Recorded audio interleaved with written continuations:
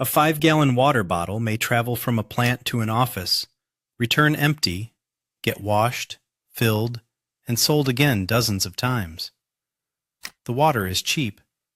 The heavy reusable container, the route, the stairs, the delivery window, and the empty bottle that must come home are the real business. The customer sees a cooler and a stack of bottles arriving on a predictable day. Everything visible is real, but almost none of it explains the return on capital. Ask what would still be valuable if the building, vehicle, or equipment were hidden from view. The company sells dependable replenishment of a bulky consumable, using reusable packaging and route density to turn ordinary water into a service. Once you see the product that way, the business stops looking simple and starts looking logical. Follow one ordinary transaction. Bottles are cleaned and filled, loaded by route, delivered to homes or offices, empties are collected, deposits are reconciled, and the containers returned for another cycle. Every bottle has both a product journey and an asset journey. To the buyer, it feels like one service. Inside the company, it is a sequence of handoffs, clocks, and costs.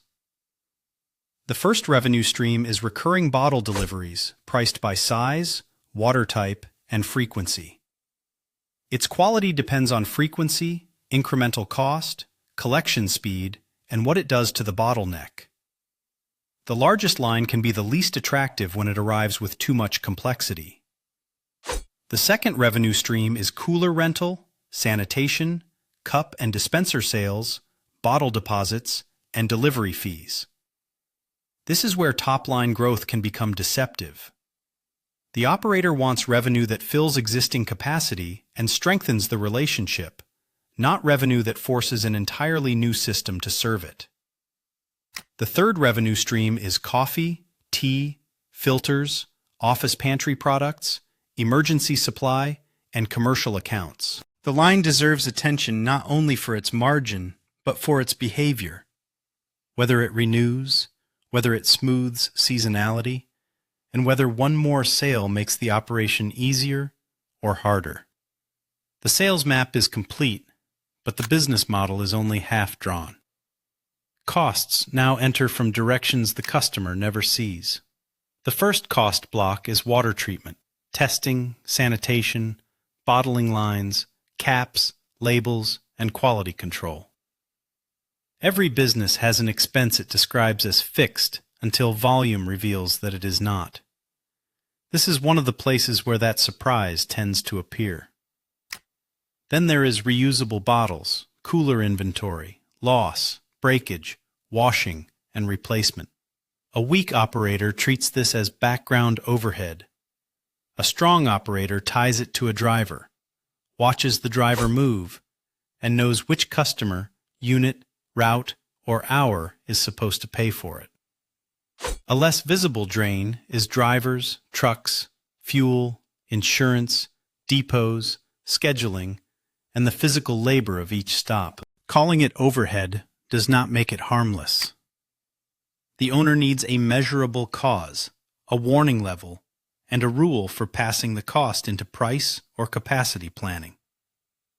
Finally, the owner has to absorb customer acquisition, small orders, failed deliveries, stairs, elevator waits, and distant routes.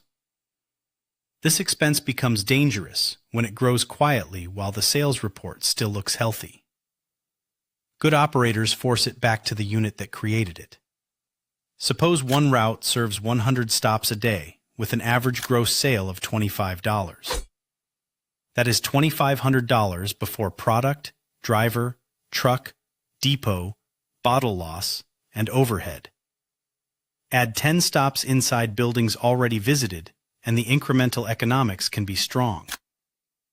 Add 10 stops spread across another suburb, and the route may require a second driver. A missing empty bottle also matters. If the company loses the reusable asset faster than the deposit replaces it, growth quietly consumes containers. The simplified math is not a promise of industry returns. It is a flashlight. It reveals the variable that deserves to be measured before a glossy revenue chart persuades the owner to expand. Customers often pay by subscription or card, but bottles, coolers, and trucks are funded in advance. Growth demands more reusable assets even when accounting treats the water itself as the product. Accounting profit and cash are not twins. One can appear while the other is missing.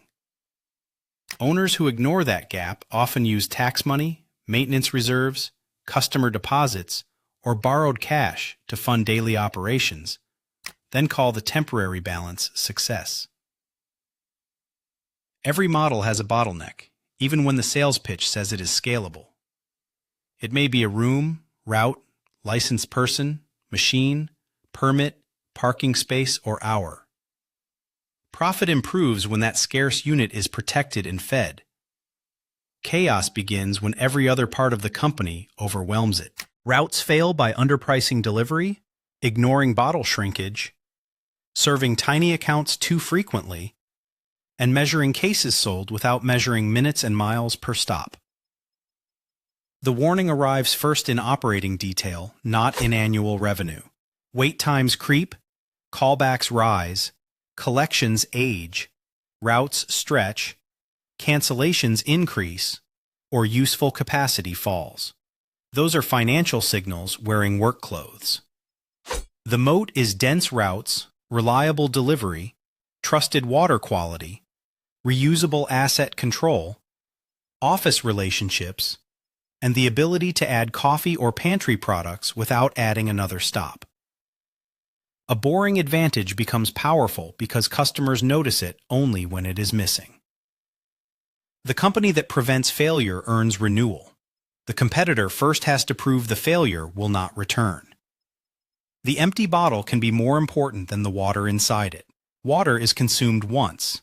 The bottle is supposed to earn again. Losing the empty is losing future revenue capacity. That twist is where the story stops being a list of fees and becomes a business model. The obvious product brings the customer in. The less obvious constraint, convenience, or recurring relationship usually determines the profit. Scale improves plants, purchasing, route software, and cross-selling. It fails when regional density is sacrificed for a larger service map that looks impressive but drives poorly. The correct reason to expand is operating leverage. A shared team, denser route, stronger purchasing contract, better data, or wider demand pool should improve the original equation. Without that improvement, the company has duplicated risk. The acquisition test is simple to say and hard to pass. Rebuild profit from physical events. Count paid units, real hours, actual routes, collected invoices, necessary labor, maintained assets, and future obligations. Anything that cannot be connected to an operating event deserves suspicion. The model becomes durable when the company stops relying on perfect weather, free owner labor, deferred repairs, permanently cheap capital, or customers who never complain. Real profit leaves room for ordinary reality. Water delivery is reverse logistics disguised as refreshment. The full bottle creates the invoice, the empty bottle protects the next invoice, and the route makes both movements economical. There is one final test. Remove the most impressive number from the pitch and ask whether the operating system still makes sense. If the answer depends on perfect utilization, endless price increases, free owner labor, or equipment that never fails, the profit is an illustration, not a business. A resilient model leaves room for a slow month, an expensive repair, a difficult customer, and a competent employee who expects to be paid fairly. Boring resilience is the part that survives after the thumbnail, the grand opening, and the first optimistic spreadsheet are gone. There is one final test. Remove the most impressive number from the pitch and ask whether the operating system still makes sense. If the answer depends on perfect utilization, endless price increases, free owner labor, or equipment that never fails, the profit is an illustration, not a business. A resilient model leaves room for a slow month, an expensive repair, a difficult customer, and a competent employee who expects to be paid fairly. Boring resilience is the part that survives after the thumbnail, the grand opening, and the first optimistic spreadsheet are gone.